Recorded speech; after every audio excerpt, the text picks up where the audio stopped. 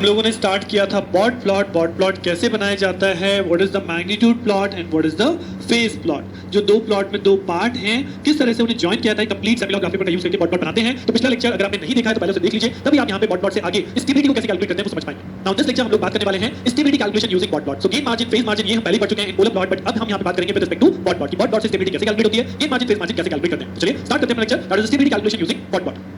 So bot plot stability calculation, यहाँ पे मैंने स्ट्रेट फॉरवर्ड कुछ प्लॉट ही रिप्रेजेंट किए हैं एज एन एग्जांपल कि अगर इस टाइप के प्लॉट है, this is basically magnitude plot, this is phase plot, this is magnitude plot and this is phase plot, right. So basically हो क्या रहा है, तो इफ यू रिमेंबर हम लोगों ने मैग्नीट्यूड प्लॉट बनाया था, मैग्नीट्यूड प्लॉट के लिए जो रेफरेंस एक्सिस होती है दैट इज कॉल्ड 0 dB। अब मैग्नीट्यूड प्लॉट जहां इस 0 dB एक्सिस को कट करेगा, दैट मींस क्या हुआ, उस पर्टिकुलर पॉइंट पे मैग्नीट्यूड क्या हो गया 0 dB and 0 dB is equal to what, that is unity. तो वो फ्रीक्वेंसी जहां पे आपका मैग्नीट्यूड यूनिटी हो जाता है, उस पर्टिकुलर फ्रीक्वेंसी को क्या बोलते हैं, जी हां, गेन क्रॉसओवर फ्रीक्वेंसी। और यही सेम डेफिनेशन हमने पोलर में पढ़ी थी कि वो फ्रीक्वेंसी जहां पे मैग्नीट्यूड 1 हो जाता है that is called the gain crossover frequency, right. और द सेम थिंग जहां पे हमारा पोलर प्लॉट -180 dB एक्सिस को कट करेगा, इसके लिए रेफरेंस कौन है, -180। तो जहां पे फेज प्लॉट -180 dB एक्सिस को कट करता है, उस पर्टिकुलर पॉइंट को बोलते हैं phase crossover frequency. That means the frequency at which the phase exactly becomes equal to -180 degree, that is called phase crossover, right। तो सेम डेफिनेशन यहां पे भी gain crossover and phase crossover। now अब gain margin, phase margin कैसे calculate करेंगे। सो ये जो हमें gain crossover frequency पॉइंट मिला है, इस पॉइंट से आपको स्केल से एक स्ट्रेट लाइन नीचे की तरफ इसे डॉटेड डाल दीजिए जो आपके फेज प्लॉट को कट करे, right. And this is the difference, ये जो 180 और इस पॉइंट के बीच का जो ये फेज एंगल डिफरेंस आएगा, सपोज मैं यहां पे कहता हूं, सपोज यहां पे आपका -140 डिग्री लिखा है, तो what is the difference in between these two, this is 40 degree. कैसे कैलकुलेट किया, this is the initial point -140 degree minus -180 degree, right. तो what is become 40 degree, right. Otherwise simply आप इतना भी याद रख सकते हैं कि मुझे दो के बीच का डिफरेंस लेना है, अभी साइन में बता दूंगा पॉजिटिव आएगा या नेगेटिव आएगा। तो जहां से हमें गेन क्रॉसओवर पॉइंट मिला था, उस पॉइंट से नीचे की तरफ देखा, फेज प्लॉट पे जहां कट हुआ उसका और 180 के जो बीच का डिफरेंस होता है that gives me phase margin. Similarly जहां आपको फेज क्रॉसओवर फ्रीक्वेंसी पॉइंट मिला था, इससे आप ऊपर की तरफ एक लाइन मार्क कर दीजिए तो ये आपकी गेन प्लॉट को कट करेगा।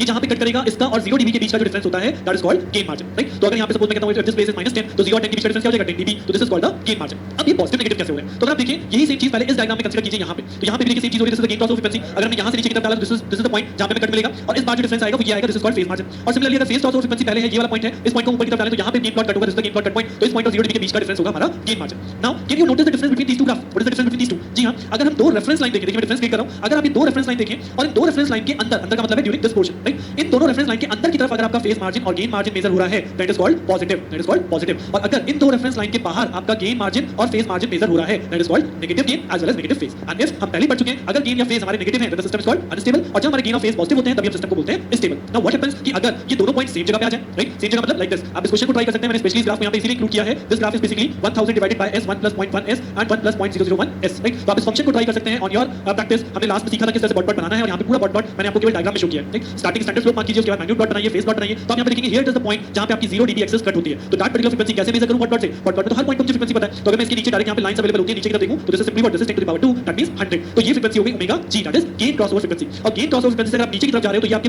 फेज प्लॉट को कट करेगी। तो ये फेज प्लॉट को कहां कट कर रही है, तो ये फेज प्लॉट को कट कर रही है at -180 line, right. So what is the difference between -180 and -180, that is 0। तो this time phase margin is 0 dB, right. Similarly अगर आप यहां पे देखेंगे what is the phase crossover, तो फेज क्रॉसओवर फ्रीक्वेंसी क्या है, जहां पे एग्जैक्ट फेज -180 लाइन को कट करता है, दिस इज द पॉइंट। तो फेज क्रॉसओवर फ्रीक्वेंसी भी क्या है, दैट इज अगेन 100, तो omega p is 100। So what is the gain margin, तो अगर आप इस पॉइंट से ऊपर की तरफ देखें तो ये इस गेन प्लॉट को इसी पॉइंट पे कट करेगा, यानी कि 0 dB पे कट कर रहा है, that means there is no difference. तो यहां पे गेन मार्जिन में क्या हो गया 0 dB, राइट। तो जो हम इन डायग्राम से देख रहे थे कि जब हमारा पॉइंट नीचे से ऊपर की तरफ जाता है तो देयर विल बी डिफरेंस जो कि गेन मार्जिन हो जाता है, जो इस डायग्राम में नहीं मिल रहा। तो what is this type of system, जी यहां पे आप समझ चुके होंगे, this is called marginally stable system, जहां पे हमारा गेन और फेज दोनों 0, राइट। तो आप एक और कंक्लूजन यहां से बना सकते हैं, if you see this three diagram. तो मैं अगर फ्रीक्वेंसी के रिस्पेक्ट में बात करूं that is omega g and omega g, right, gain crossover. तो what is the relation between gain and phase, तो आप यहां पे देखोगे omega g is less than omega p, right. Gain crossover की वैल्यू फेज क्रॉसओवर से पहले है, तो that is the stable condition. If gain crossover is greater than phase crossover, right, omega g is greater than omega p, then it is unstable, and if omega g is equal to omega p then it is called marginally stable। तो आप किसी भी condition को याद रख सकते हैं, किसी भी कंडीशन से ओवरऑल चेक कर सकते हैं कि बॉट प्लॉट ड्रॉ करने के बाद आपकी स्टेबिलिटी फैक्टर क्या आ रहा है, राइट। अब जो लास्ट लेक्चर में मैंने क्वेश्चन किया था, मैं इस क्वेश्चन की बात करूं, what is the gain and phase margin over here. तो अगर आप देखेंगे यहां पे आपका गेन प्लॉट कट कर रहा था, उस पॉइंट से नीचे की तरफ हमने मैच कराई लाइन, तो इसने यहां पे कट किया और इस कट पॉइंट और 180 डिग्री का बीच का डिफरेंस देखिए, तो this is positive 26 degree. Why is positive, because it is major between two reference line.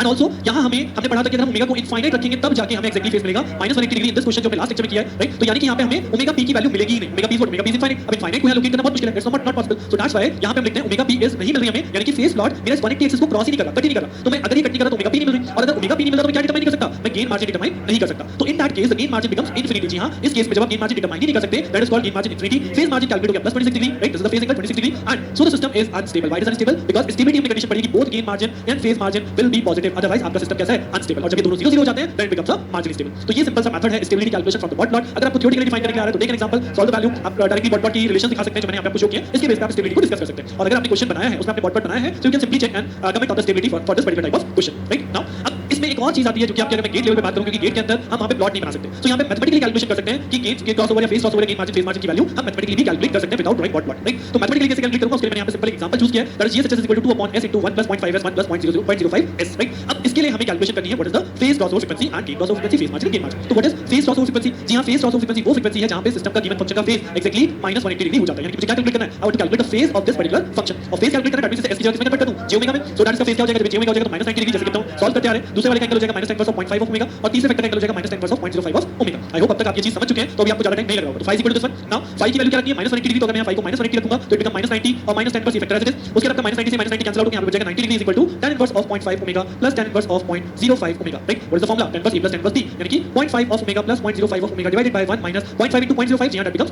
0.025 0.025 omega square is equal to what? Is equal to 1090 होगा, 1090 अल्टीमेटली इनफाइनाइट होता है and that will be written as 1 by 0। तो by solving this equation you can find the value of omega. What is the value of omega? जी हां, value of omega आ जाएगी 1 minus 0.25 omega square is equal to 0, तो omega becomes 6.32 radian पर second. तो that is a simple calculation how you will calculate the phase crossover frequency without drawing dot dot. Simple, आपने given function का phase calculate किया, put that value -180 degree, you will get the value of phase crossover frequency. Now इस phase crossover का use होता है to calculate the gain margin, right? Gain margin calculate होता है, अभी हमने देखा डॉट में। तो इस पे मैं सबसे पहले कैलकुलेट करूंगा मैग्नीट्यूड। इस फंक्शन का मैग्नीट्यूड आप कैलकुलेट करोगे, मैग्नीट्यूड क्या हो जाएगा? 2 upon omega under root of 0.5 omega whole square, right? Under root of 1 plus 0.05 omega whole square, right? This is the magnitude formula. तो अगर इसमें ओमेगा की वैल्यू को हम यहां पे पुट कर दें, क्या वैल्यू कैलकुलेट करेंगे? 6.32। तो अगर हम यहां पे 6.32 ओमेगा की वैल्यू को कैलकुलेट करें, रख के कैलकुलेट करें, तो what is the value of magnitude become? Magnitude become 0.0918, right? And then after that calculating this magnitude, what is the gain margin formula? Gain margin says -20 log 10 mod of function at omega equals to omega c2। Now what is that omega c2? This is nothing but face crossover. तो face crossover पे जो magnitude आया है उसका -20 log करना है, that gives me the gain margin. तो magnitude मेरे पास आ चुका है, वैल्यू को यहां पे पुट कर दिया, so I will get the value is equal to 20.74 dB and it is positive. So gain margin की वैल्यू हमारी पॉजिटिव कैलकुलेट हो गई। नाउ सिमिलरली जो हमारे दो वैल्यू और है, that is what? Gain crossover and face margin. तो गेन क्रॉसओवर कौन सी फ्रीक्वेंसी? जी हां, गेन क्रॉसओवर वो फ्रीक्वेंसी होती है जहां पे इस फंक्शन का मैग्नीट्यूड क्या हो जाता है? मैग्नीट्यूड हो जाता है 1, राइट? तो अगर मैं इस फंक्शन के मैग्नीट्यूड को इक्वल टू 1 कर दूं, what is the magnitude? Magnitude is this one. इसे हमने इक्वल टू 1 कर दिया। अब जब इक्वल टू 1 कर देंगे तो यहां पे क्रॉस मल्टीप्लिकेशन करने की जरूरत नहीं पड़ती, केवल ये जो टाई फैक्टर है, यानी जो फर्स्ट फैक्टर है, इसी वेक्टर को मैं इक्वल टू 2 कर देता हूं, यानी कि यहीं से हमारी गेन क्रॉसओवर फ्रीक्वेंसी कैलकुलेट हो जाती है, that is omega equals to 2 radian पर सेकंड। तो बहुत लंबी कैलकुलेशन में नहीं जाना है, कोई मल्टीप्लिकेशन करने की जरूरत नहीं, आप केवल फर्स्ट फैक्टर का यूज कर सकते हो to calculate this gain crossover frequency. अब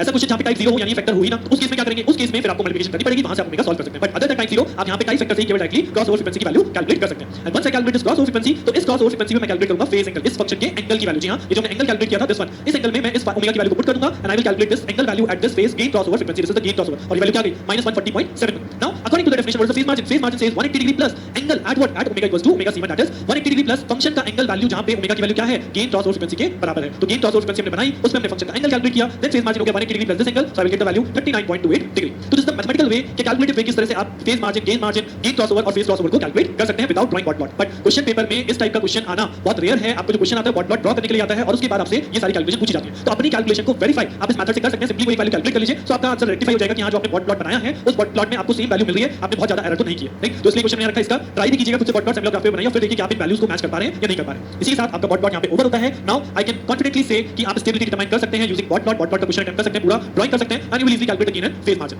इसी के साथ जो हमारी यूनिट है बेसिकली ये यहां पे फिनिश हो चुकी है। मैं यूनिट नंबर 5 की बात करूं और कंट्रोल की बात करूं तो this is the basically last lecture. But इसमें एक तो जगह पे और पॉइंट है जो मैं यूनिट 5 की बात करूं, एक टॉपिक है, और हो सकता है मैं आपको आगे एक आधा लेक्चर रिक्वेस्ट प्लॉट पे और मैं ट्राई करूंगा बनाने के लिए, सो दैट हम उसके क्वेश्चंस को और अटेम्प्ट कर पाएं, right? So from my side subject is done. अब आपके ऊपर है कि आप इस सब्जेक्ट को कितना अच्छे से करके कितने अच्छे मार्क्स स्कोर करते हैं। So from my side all the best and thank you.